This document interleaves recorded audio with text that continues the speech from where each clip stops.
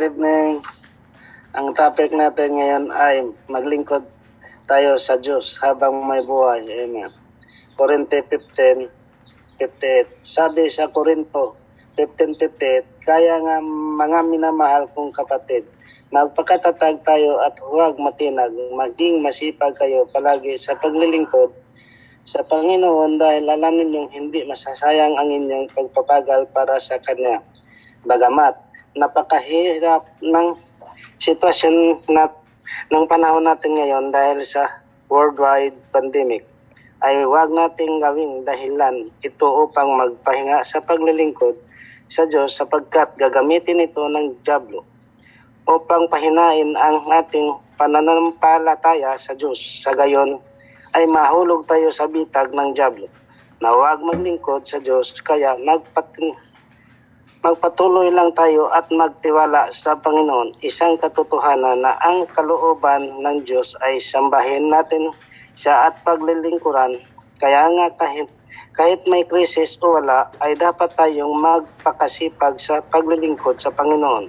Sapagkat ito ay para na rin sa ating kabutihan, sapagkat ang lahat ng naglilingkod sa Diyos ay tunay na may maasahang gantimpala mula sa Kanya. Kaya walang sayang sa tunay na paglilingkod sa Diyos. Dapat nating ialay ng buo ang ating buhay sa Diyos at hindi ito sa panahon lamang ng kasaganahan, kundi maging sa panahon ng kagipitan o kahirapan. Roma 12:2. Huwag kayong makiayon sa takbo ng mundong ito. Sa halip, hayaan ninyong baguhin ng Diyos ang iyong pag-iisip upang maunawaan ninyo ang Kanyang kalooban. Sa gayon, magagawa ninyo kung ano ang mabuti, kalugod-lugod at kaganap na kalooban ng Diyos. Kaya kahit ano man ang mangyari, malakas o mahina man tayo, ay lagi nating ibigay ang ating buhay para sa pagsamba at paglilingkod sa Diyos. Amen. Upang sa muling pagbabalik ng Panginoong Jesus ay matatanggap natin ang ating gantimpala mula sa langit. Amen. Pahayag 22:12. At sinabi ni Jesus, makinig kayo, darating na ako, dala ko ang mga gantimpalang ibibigay sa bawat isa ayon sa kanyang ginagawa. Kaya magpakatatag kayo at huwag pasisindak sa anumang pandemya o sitwasyon ng mga nakakabahala dahil ang Diyos na nangako sa atin ay hindi sinungaling at tiyak ngang tutuparin niya ang mga pangako sa atin. Dapat manindigan tayo at ipaglaban natin ang ating paglilingkod sa Diyos na buhay sa pangalan ng Panginoong Hesus. Amen. Purihin ang Diyos. Salamat po. Maraming manalangin po tayo, Panginoon. Nawa po ay magawa namin ang ipinagkakaloob mo sa amin para sa iyong kaluguran, at nawa rin sa maging nais namin ang nais mo para sa amin. Ang tanong, anong paglilingkod ang dapat nating gawin? Paano natin ma-apply ito sa buhay natin? Para sa akin, magtiyaga lamang tayo sa pagsunod sa Panginoon dahil hindi ito mababaliwala kundi mabibigyan pa natin ng kaluguran, kasiyahan ang ating Diyos Ama. Amen. Ako sa inside ko na ako noong hindi pa buo ang nananampalataya sa Diyos. Nakafocus ako sa mga bagay na nakikita ko at hindi ang tunay na siyang naglikha sa atin. Nang makilala ko ang Diyos, nagbago ang lahat, na ang dating ako, binago niyang lahat. Yun dahil ako'y napalapit na sa Kanya. Ngayon, kung noon medyo irihis pa ako, ngayon hindi na. Kaya masabi ko na walang imposible sa Diyos. Lahat kayang-kaya niyang gawin, lahat kaya niyang baguhin. Salamat po, Panginoon Hesus, sa iyong mga salita na nagbibigay sa amin ng kalakasan at pag-asa.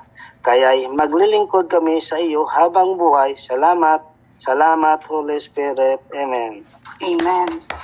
Thank you. Wow, Doon na lang. grabe. Mama Jean, baka may insight ka doon. Napakaganda naman ng report ni Brother Bitoy. Para naman tayo maluluha doon. Unahan na sila ning congrats Bitoy. Ganda na, no? Ang Thank you, ganda, Ma'am. no? Ang ganda ng yung laman ng sinabi niya. Glory to God. Kasi siya noon kasi noon parang hindi niya pa talagang hindi pa siya nakapokus sa Panginoon. So nakasentro siya sa mga, alam mo naman yung before niya. Yun, yung mga before niya na talagang makamundo rin. Kaya medyo siguro na Humility thing na Oo. before you are erased, but now you are in the spirit. Congrats. Glory to God. Oo, Ma'am G. Kaya po, Amen. Nay, bago matulog. Ayan.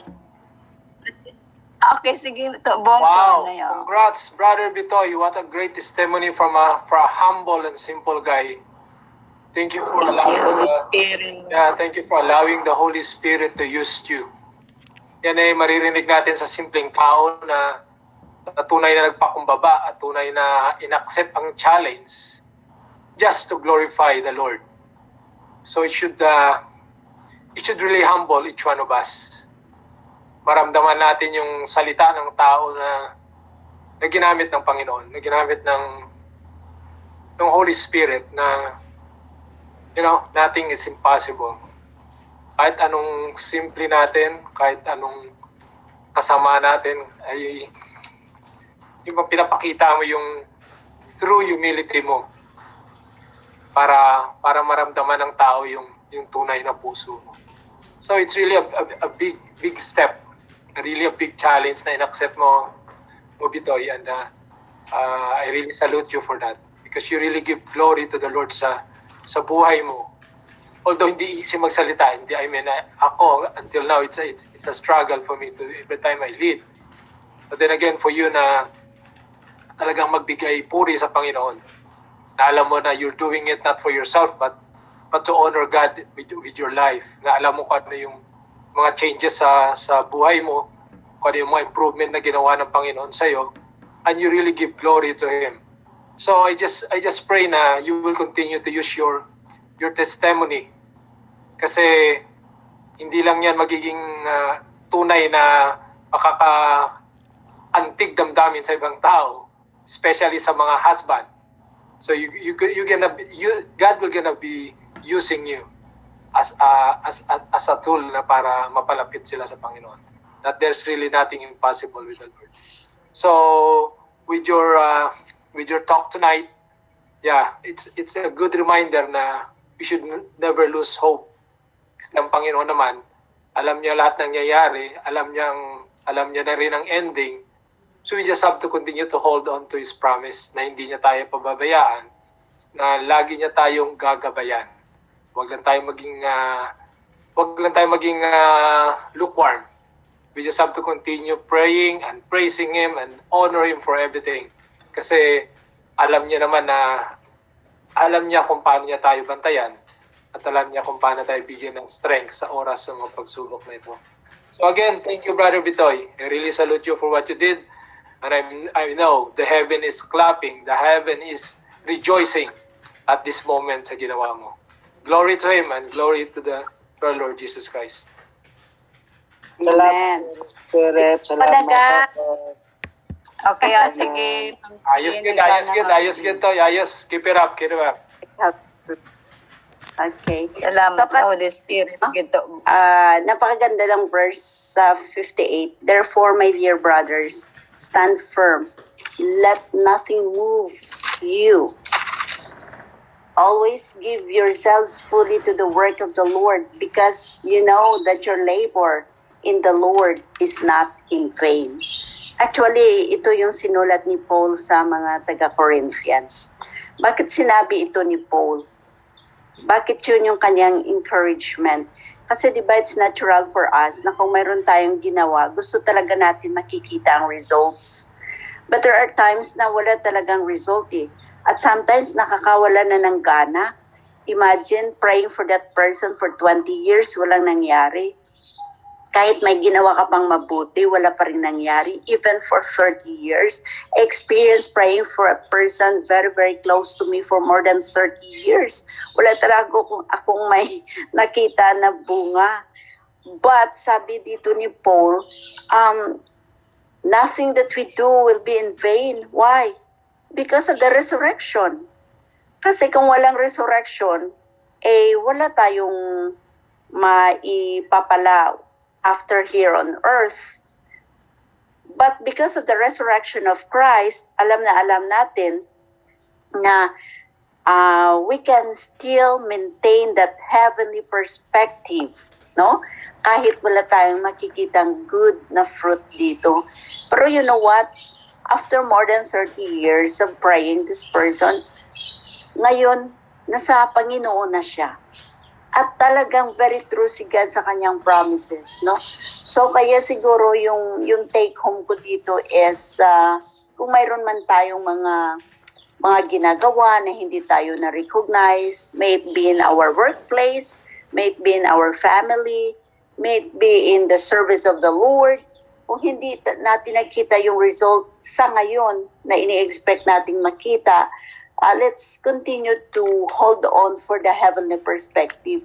Because if we truly believe that Christ has won the ultimate victory, so that fact must affect the way we live right now. Di ba, mga kapatid? So, dapat hindi tayo magiging discouraged over an apparent lack of results. Instead, we'll just keep on working. We will continue to do the good as long as we have the opportunity to do so, knowing that our work will have eternal results. So yun yung napakaganda, no?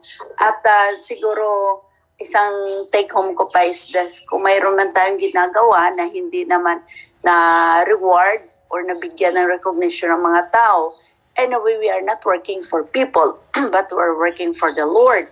So yun, baka hindi pa dito yung awarding ceremony ni Lord, baka doon pa sa langit. So we'll just keep on working and doing what the Lord wanted us to do. Yun lang. Good morning. Good morning. Thank you, Ma'am Jean. Tama yun. Hindi naman talaga tayo gumagawa ng para sa tao, kundi para sa Diyos na ikakalugod-lugod ng Panginoon at ang ikakasaya niya.